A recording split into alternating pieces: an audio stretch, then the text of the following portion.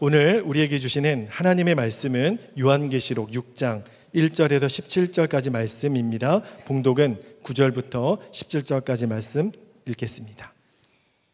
그 어린 양이 5째 봉인을 뗄 때에 나는 제단 아래에서 하나님의 말씀 때문에 또 그들이 말한 증언 때문에 죽임을 당한 사람들의 영혼을 보았습니다. 그들은 큰 소리로 부르짖었습니다. 거룩하시고 참되신 지배자님, 우리가 얼마나 더 오래 기다려야 지배자님께서 땅 위에 사는 자들을 심판하시어 우리가 흘린 피의 원한을 풀어주시겠습니까? 그리고 그들은 흰 두루마기를 한 벌씩 받아가지고 있었습니다. 그들은 그들과 같은 동료 종들과 그들의 형제 자매들 가운데서 그들과 같이 죽임을 당하기로 되어 있는 사람의 수가 차기까지 아직도 더 쉬어야 한다는 말씀을 들었습니다. 그 어린 양이 6째 봉인을 뗄 때에 나는 큰 지진이 일어나는 것을 보았습니다. 그리고 해는 검은 머리털로 짠 천과 같이 검게 되고 달은 온통 피와 같이 되고 하늘의 별들은 무화과 나무가 거센 바람에 흔들려서 설익은 열매가 떨어지듯이 떨어졌습니다. 하늘은 두루마리가 말리듯이 사라지고 모든 산과 섬은 제자리에서 옮겨졌습니다. 그러자 땅의 왕들과 고관들과 장군들과 부자들과 세도가들과 노예들과 자유인들이 동굴과 산의 바위들 틈에 숨어서 산과 바위를 향하여 말하였습니다. 우리 위에 무너져 내려서 보좌에 앉으신 분의 얼굴과 어린 양의 진노로부터 우리를 숨겨다오. 그들이 진노를 받을 큰 날이 이르렀다. 누가 이것을 버텨낼 수 있겠느냐? 오늘 여러분 안에 고난을 이기는 믿음이 일어나게 되기를 축복합니다. 어제 오후에 하늘꿈학교 감사의 밤이 있었습니다. 가까이에 있는 우리 탈북 청소년들의 학교입니다.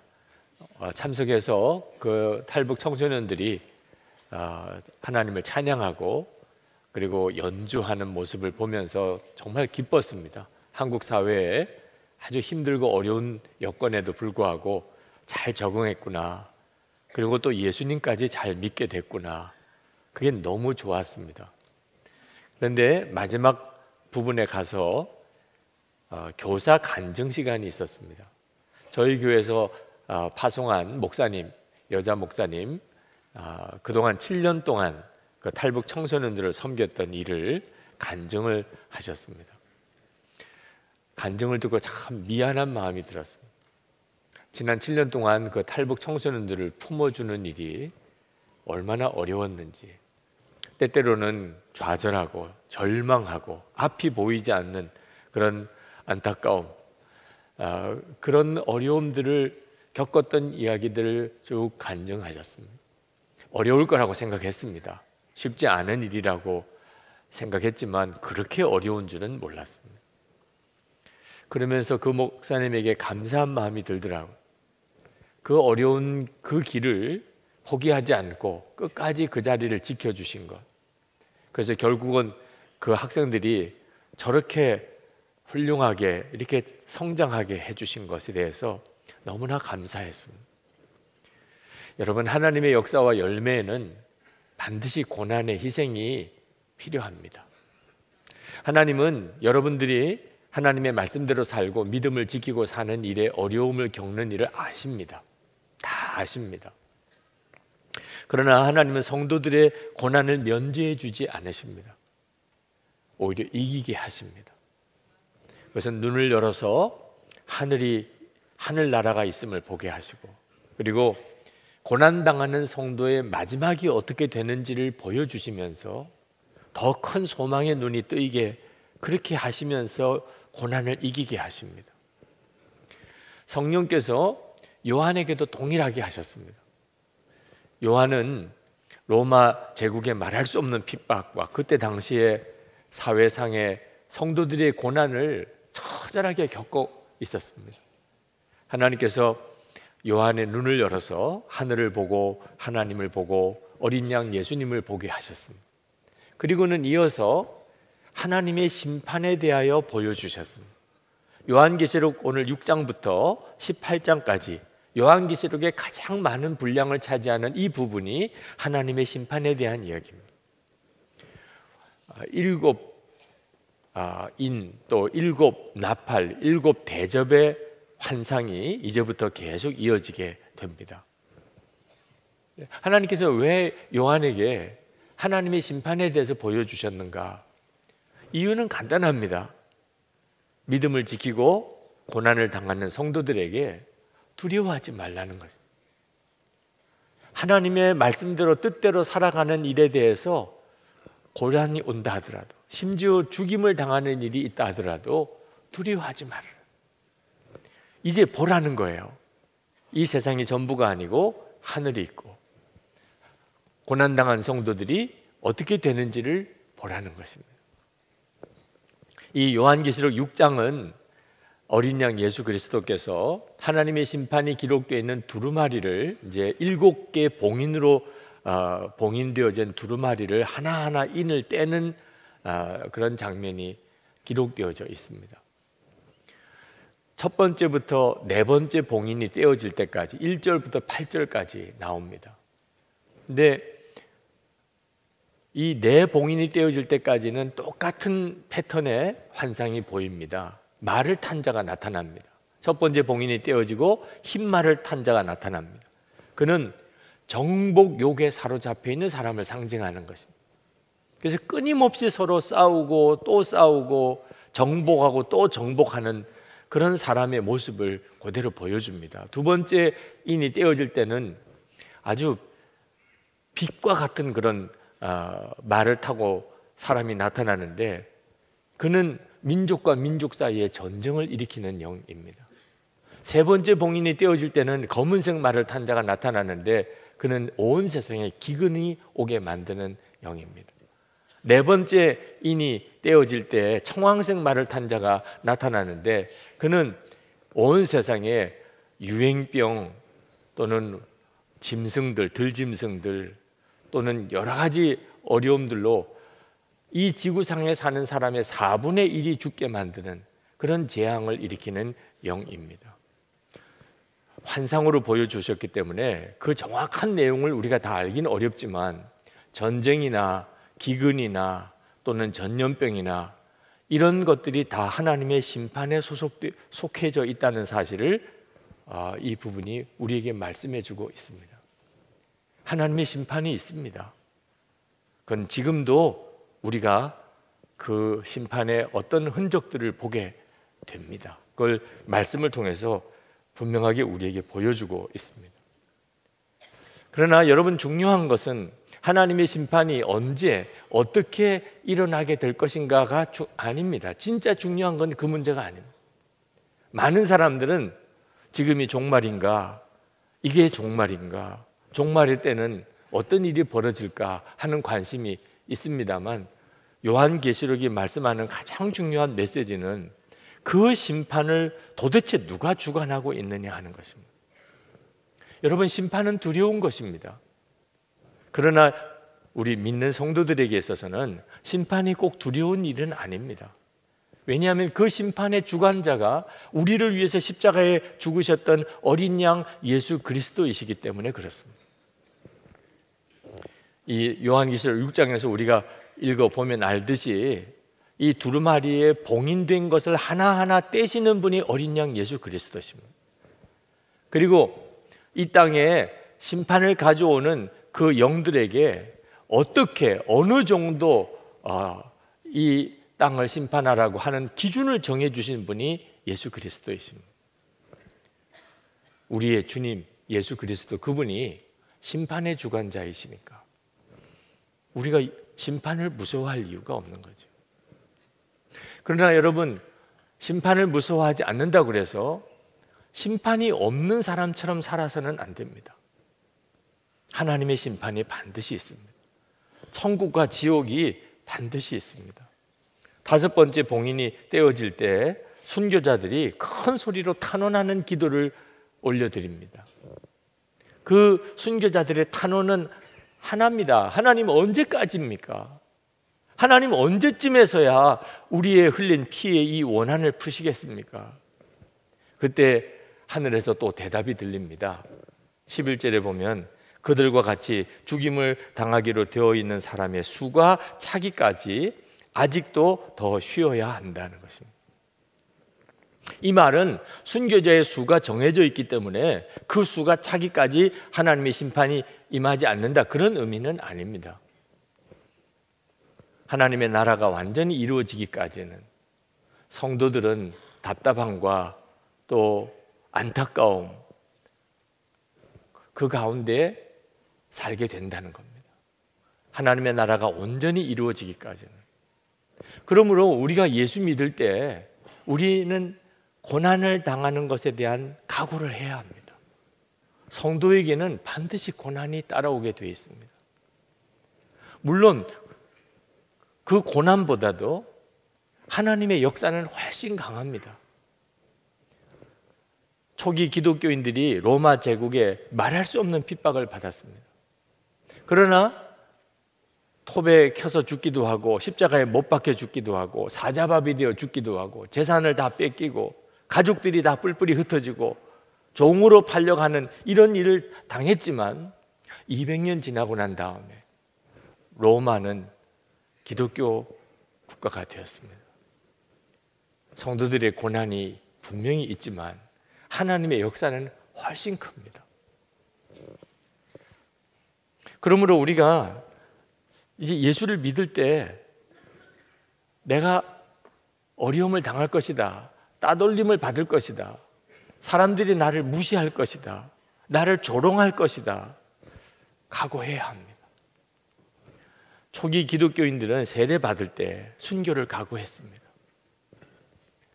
예수를 믿고 세례를 받는다는 말은 모든 것을 포기해야 되는 것과 같은 의미였기 때문에 지금도 북한에 있는 우리 동포 기독교인들, 지하교회 성도들, 그들이 예수님에 대해서 듣고 예수를 믿기로 결심했다는 이야기는 그들은 죽음을 각오했다는 뜻입니다. 그래야만 예수를 믿는 곳입니다. 우리도 마찬가지입니다. 우리도 똑같은 결단이 필요합니다. 내가 예수를 믿었다, 그러면 고난을 받을 것이라 각오해야만 예수를 믿는 겁니다. 그동안에 한국 교회가 성도들에게 이 점에 대해서 분명하게 가르치지 않았습니다. 그래서 예수 믿고 그저 잘 되기만 다 바라고 있었습니다. 한국 교회가 이렇게 된 이유입니다. 성경이 가르치는 대로 제대로 성도들을 가르치지 못했기 때문에 그렇습니다. 여러분, 우리가 진짜 두려워해야 될 것은 고난이 아닙니다. 편안하게 살다가 고난을 회피하고 살다가 잘 되기만 바라다가 그러다가 갑자기 하나님을 만나게 되는 거죠. 그게 정말 두려운 것입니다. 12절 말씀에 6번째 봉인이 떼어지는 순간이 기록되어져 있습니다. 엄청난 자연재해가 일어난다고 했습니다.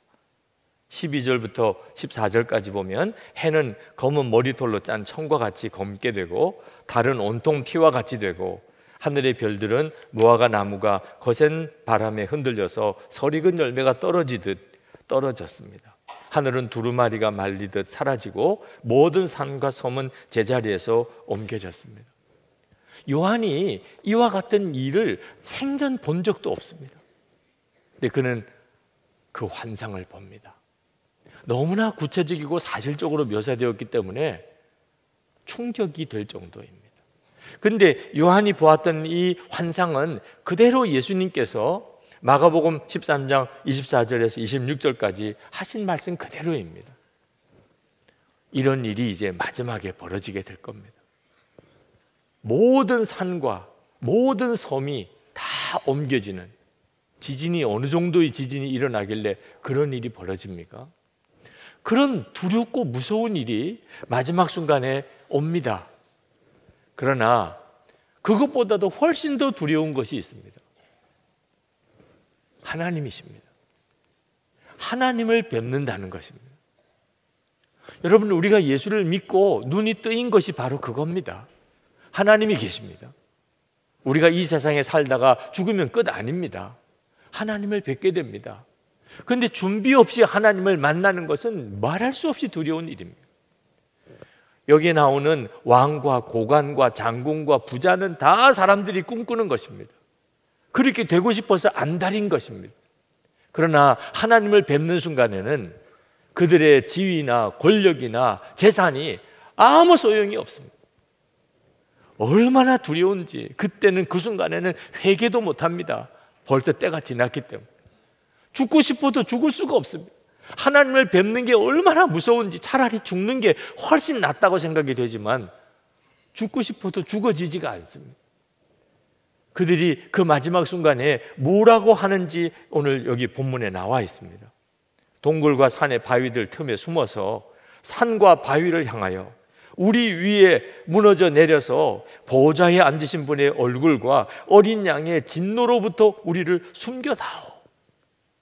그렇게 말하게 된다는 겁니다. 그러므로 여러분, 우리가 정말 하나님을 믿고 하나님의 말씀대로 살아가려고 하면 여러 가지 어려운 일들이 생기지만 그건 실제로는 두려운 게 아닙니다. 우리가 정말 두려워해야 될 것은 그런 어려움을 회피하는 것입니다. 그런 일을 당할까 봐 믿음으로 살지 못하고 하나님 말씀대로 살지 못하고 내가 예수를 믿는다고 담대하게 고백하지 못하다가 하나님 앞에 가는 것입니다. 그게 진짜 두려운 것입니다. 여러분, 우리가 정말 무서워해야 할 말이 있다면 아우, 이제 좀 편하게 살고 싶어 라는 말입니다. 때때로 예수 믿고 믿음을 지키고 살다가 힘들고 어려운 일을 자꾸 만나다 보면 아우, 나도 좀 이제 편하게 살고 싶어. 다른 사람들처럼 나도 그렇게 좀 살고 싶어. 할 말도 하고 싸울 때는 싸우고 뭐 죄 지을 때는 죄 짓고 나도 좀 그렇게 살고 싶어. 이게 얼마나 무서운 말인지 모릅니다. 왜냐하면 어느 인생도 편안한 인생이 없기 때문에 그렇습니다. 마귀가 우는 사자처럼 믿는 자라도 삼켜서 지옥으로 끌고 가려고 발버둥치고 있습니다. 도대체 어떤 인생이 편안한 삶을 살 수 있겠냐 말이에요. 예수님께서 오죽했으면 좁은 문으로 들어가라고 말씀하셨겠습니까? 사람들은 다 편안한 길 원하지요.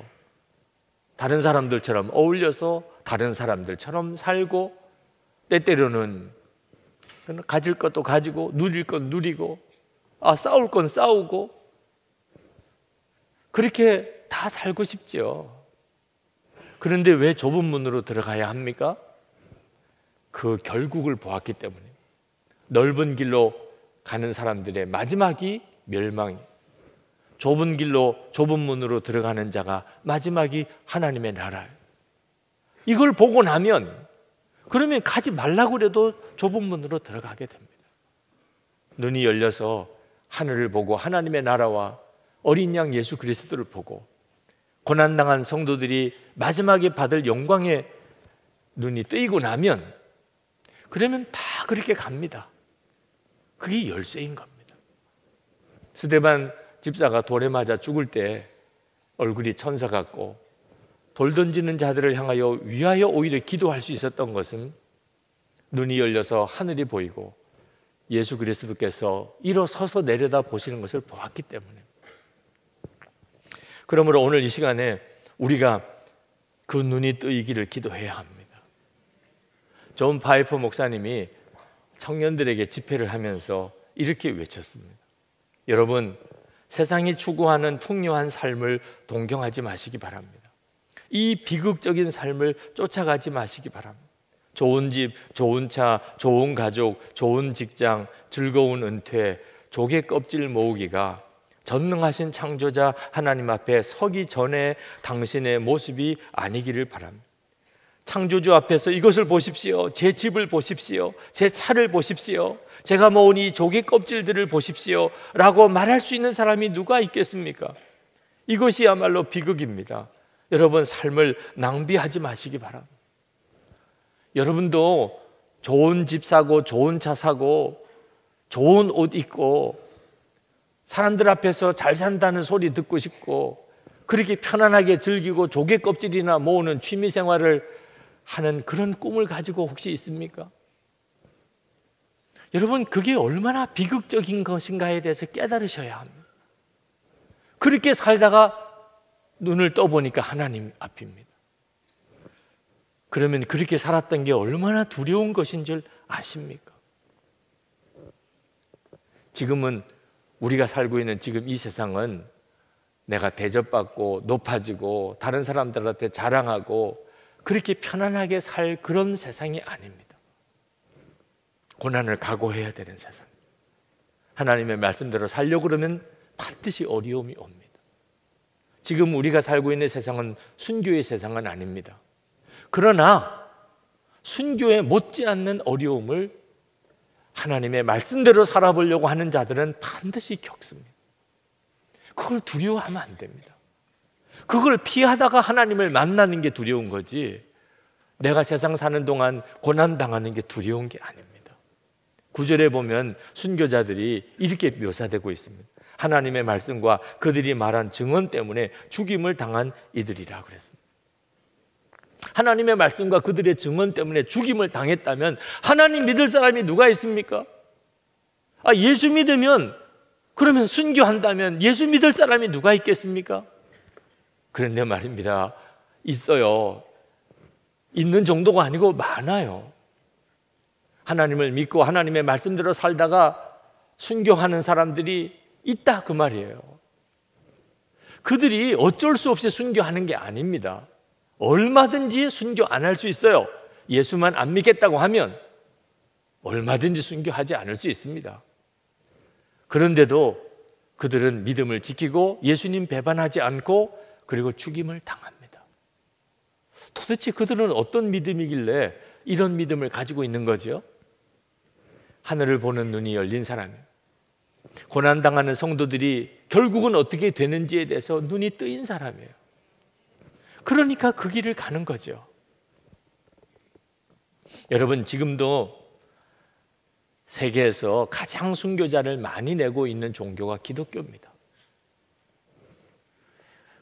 북한은 말할 수 없는 기독교 박해 국가입니다. 그러나 여러분, 그런 성도가 있다는 사실을 아는 것이 중요합니다.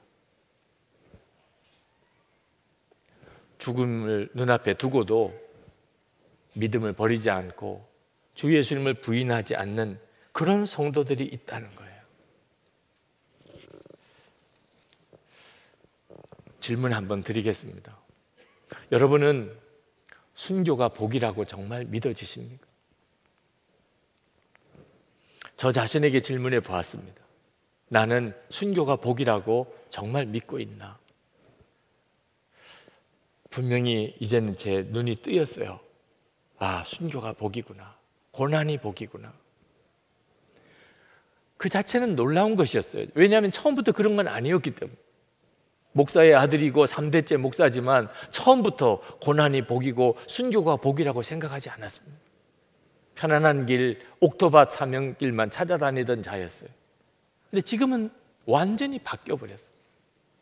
그러면서도 제 속에는 여전히 편안한 게 좋고 고난 당하는 것은 너무 싫고 대접받는 거 너무 좋고 그런 제 마음이 여전하다는 것을 또 깨달았어요.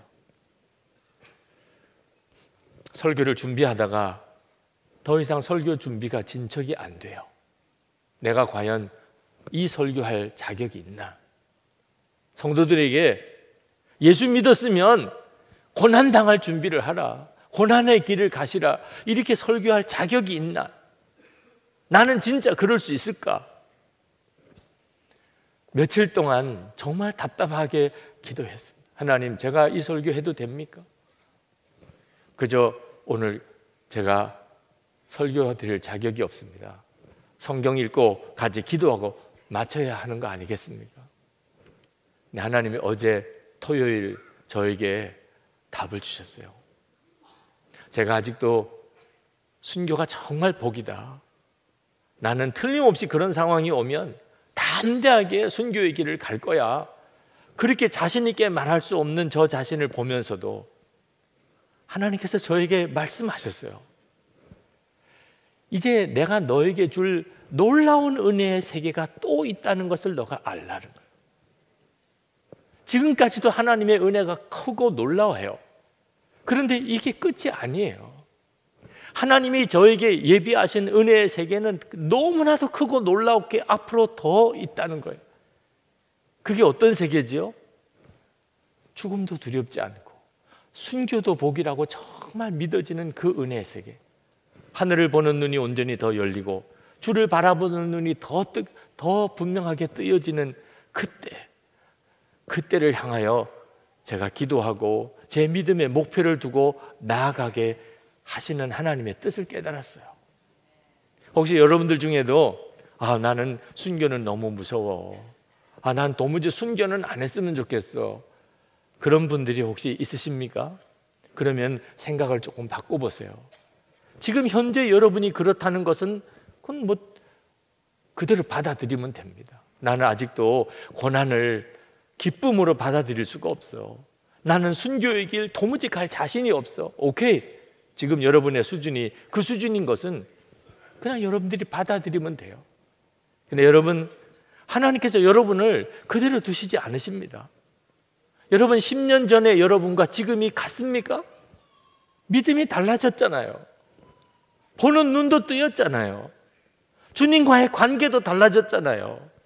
여기서 끝나겠습니까? 하나님께서 여러분에게 주실 은혜는 말할 수 없이 놀라운 은혜가 열려져 있습니다. 그게 뭐지요? 하늘을 바라보는 눈이 뜨이는 겁니다. 진짜 하나님을 만나게 되는 것입니다.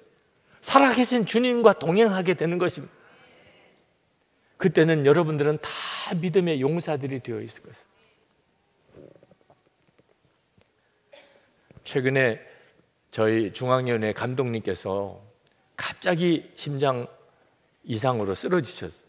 다행히 주변에 있는 목사님들이 계셔서 급히 병원으로 가서 응급 심장 수술을 받으시고 생명을 건지셨습니다. 최근에 감독님을 뵀는데 이분이 변하신 것을 느꼈어요. 몸은 많이 약해져 계셨지만 그렇게 기쁨과 감사가 충만하시더라고요. 죽음의 문턱을 갔다 오고 나니까 모든 사람, 모든 상황이 다 달리 보이신다는 거예요. 여러분, 하나님께서 여러분의 믿음을 확 바꾸시는 간단한 방법이 있어요. 죽음의 문턱까지 한번 갔다가 오게 해주는 겁니다. 아니, 갔다가 그냥 오게, 아주 넘어가지 않고 그냥 갔다가만 오게 해줘도 내 하루의 생활이 다르고 만나는 사람이 다 달리 보이고 힘들고 어려웠다는 것들을 다 기쁘고 감사하게 그렇게 바뀌어요. 근데 여러분, 꼭 죽음의 문턱에 갔다 와야만 깨닫겠습니까? 그렇지 않습니다. 우리가 이렇게 예배 드릴 때 주님이 우리에게 이렇게 말씀을 주신 것을 통해서 우리는 얼마든지 눈이 열리게 되어 있습니다.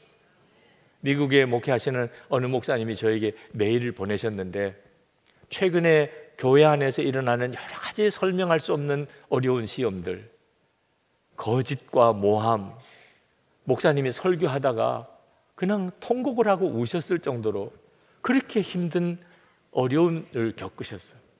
하나님 앞에 기도하는데 하나님, 눈물밖에 안 납니다. 도대체 나 어떻게 해야 됩니까?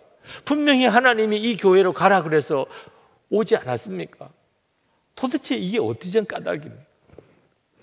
그런데 그때 하나님이 목사님에게 고난의 비밀을 깨우쳐 주셨다는 거예요. 저에게 메일을 보내시면서, 목사님, 하나님께서 제게 고난의 비밀을 알려주셨어요. 성도들이, 하나님의 자녀들이 어떻게 하면 하나님의 영광에 이르게 되는가, 거기에는 성경에 분명한 패턴이 있더라는 거예요.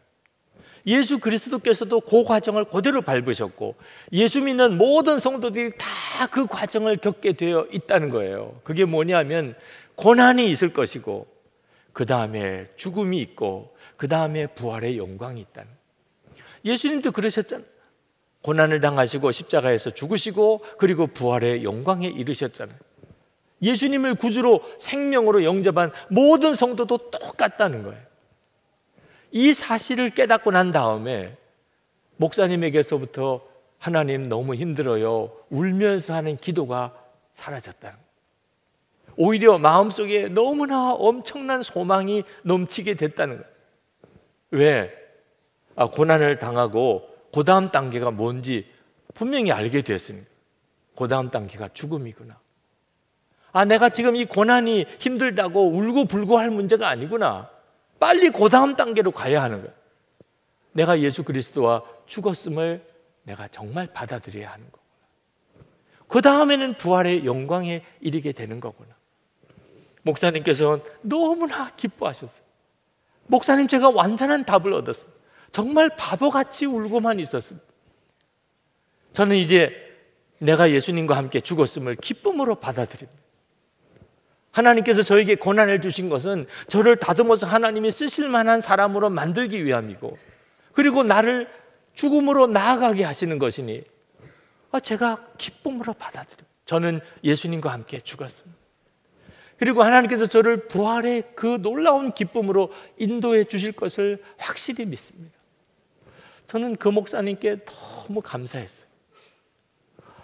정말 너무나 놀라운 것을 깨달았기 때문에.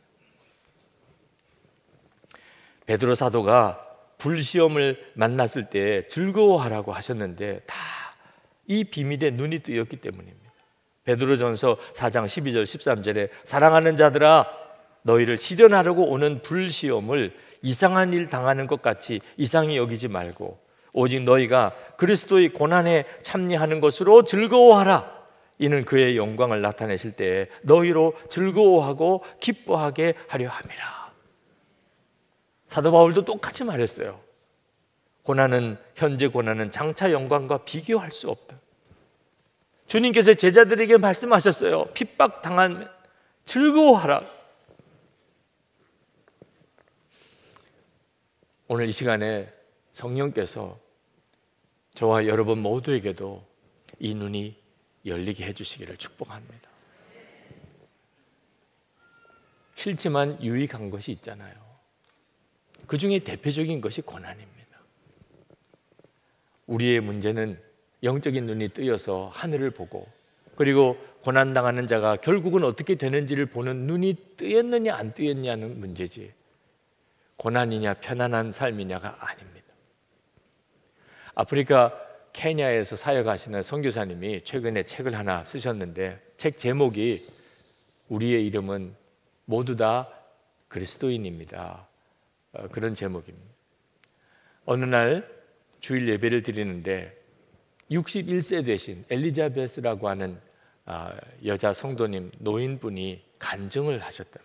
그분은 참 가난한 사람, 쓰레기 마을에서 손주들을 데리고 먹이고 살리는 지극히 가난한 사람. 근데 그가 간증을 시작하면서 자기소개를 이렇게 하셨답니다. 내 이름은 엘리자베스가 아닙니다. 내 이름은 그리스도인입니다. 복음을 알게 된 순간 저는 더 이상 쓰레기 마을에서 사는 가난한 노인도, 손자들을 먹여 살려야 하는 고달픈 노인도 아닌 하나님이 선택한 사람, 그리스도인일 뿐입니다. 그 고백에 크게 감동을 받고, 그리고 책 제목을 그렇게 붙이셨어요. 여러분, 여러분에게도 이름이 다 있으실 겁니다. 그렇지만 여러분에게 한 가지 이름밖에 없다는 사실을 아셔야 합니다. 그리스도인님. 여러분의 가족들에게, 이웃 사람들에게, 여러분 아는 모든 사람에게 여러분은 한 가지 이름을 가지고 있습니다. 그리스도인입니다. 근데 여러분, 그리스도인이 도대체 무슨 의미가 있는 이름인지 아십니까? 사도행전 11장 26절에 보면 시리아 안디옥에서 제자들이 처음 그리스도인이라고 불려지게 됐다고 했는데, 그때 당시에 그리스도인이라는 말은 십자가에 죽으신 예수를 따라다니는 무리들을 빈정거리면서 했던 말입니다. 그냥 쉽게 표현하면 완전히 예수에게 미쳤네? 그런 뜻이에요. 저 사람 완전히 예수에게 미쳤어. 그게 그리스도인입니다. 여러분이 다른 사람에게서 그리스도인이라고 이렇게 호칭을 받으려면 여러분은 예수님에게 미쳤다는 평가를 받으셔야 그 이름을 얻게 됩니다. 여러분, 그런 이름을 얻는 것을 두려워하지 마십시오. 오히려 그것이 구원의 길입니다. 그게 고난을 이기는 승리의 길입니다. 여러분, 삼손 아시죠? 머리 다 깎이고 힘 다 잃어버리고 두 눈이 뽑히고 블레셋 사람들을 위해서 맷돌을 가는 그런 처량한 신세에 있을 때 삼손이 하나님께 기도했잖아요. 하나님, 저를 살려주세요. 저에게 다시 힘을 주세요. 삼손 그렇게 기도 안 했습니다. 하나님, 제가 여기서 죽겠습니다. 그러나 이 블레셋 이 무리들과 함께 죽게 해주세요. 그래서 하나님의 영광이 드러나게 해주세요. 그가 그렇게 기도하여서 삼손에게 하나님의 영광이 다시 임했잖아요. 우리가 이 세상을 이기는 비밀이 뭡니까? 죽기 살기로 예수님만 붙잡는 것입니다. 여러분, 말씀대로 사는 게 힘들다, 완전히 속는 이야기예요. 철저하게 말씀을 붙잡지 않고 사니까 힘든 거예요. 말씀대로 사는 게 힘든 거 아닙니다. 말씀대로 살면 반드시 살아납니다. 일제시대 때, 6.25 전쟁 때 얼마나 끔찍하고 어려웠겠습니까? 지금 우리 형편과 비교가 안 됩니다. 그런데도 그때 우리 믿음의 선배들은 다 예수님만 붙들고 일어났습니다. 그래서 그 유산을 우리가 물려받은 거지. 지금 우리도 똑같습니다. 살 길은 오직 주 예수님만 붙잡는 것입니다. 오늘 이 시간 여러분의 삶에 어떤 어려움과 힘든 일이 있을지라도 주님은 여러분의 눈을 열어 하나님을 보게 하시고, 그리고 심판이 있음을 알게 하시고, 고난받는 성도들이 하나님의 보좌에 있음을 보게 하시면서 다시 힘을 주시기를 원하십니다. 이제 우리 다 같이 일어나셔서 찬양을 함께 같이 부르시면 좋겠습니다. 주님이 여러분에게 들려주시는 주님의 음성이라고 생각합니다. 두려워하지 말라 어린 양이여. 그 찬양을 같이 부르시겠습니다.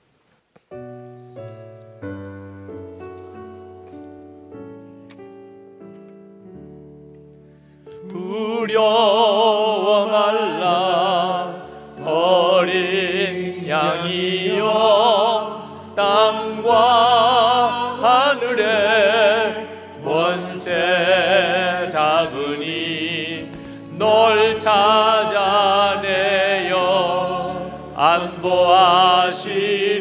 안보하시리니 죽음에서 생명에 이르리라. 오직 믿음, 오직 믿음, 능치 못함 없겠네. 오직 믿음, 오직 믿음, 오직 믿음, 능치 못함 없겠네. 오직 믿음, 오직 믿음, 오직 믿음, 오직 믿음, 능치 못함 없겠네. 오직 믿음, 오직 믿음, 오직 믿음, 능치 못함 없겠네. 오직 믿음. 여러분, 이 시간에 우리 같이 기도합시다. 하나님, 제 마음에 두려움이 주님 있습니다. 하나님 말씀대로 끝까지 갈 수 있을까? 내가 과연 이 고난을 끝까지 감당할 수 있을까? 주님, 제 속에 있는 이 두려움을 다 제하여 주옵소서. 오히려 하나님의 말씀대로 살지 않고 편안한 길 가게 되는 것을 더 두려워하게 해 주시옵소서. 우리 통성으로 기도하겠습니다. 은혜와 사랑이 충만하신 하나님, 놀라우신 하나님의 은혜를 감사합니다. 하나님의 놀라우신 은혜를 찬양하며 하나님 앞에 나와 기도하는 사랑하는 성도들 심령을 이제 주께서 친히 만져주시고 말씀이 마음의 심리에 느껴지게 하시고 하나님 연약해진 무릎 굳건하게 하시고 하나님 고개를 들어 주를 바라보게 하시고 하나님 우리 얼굴에서 기쁨과 감사가 넘치며 찬송이 하나님 터져나오게 하여 주시기를 원합니다. 하나님 고난 두려워하지 않는 하나님 그 놀라운 은혜를 우리에게 얻게 허락하소서. 하나님 오히려 하나님 고난 뒤에 도망다니는 세상 하나님 그 삶에서 우리가 벗어나게 하시고 하나님 은혜를 오직 하나님의 역사를 극복하고 나가게 하소서. 성도들에게 하나님의 놀라운 하나님 그 은혜의 삶 허락해 주옵소서. 은혜 감사합니다.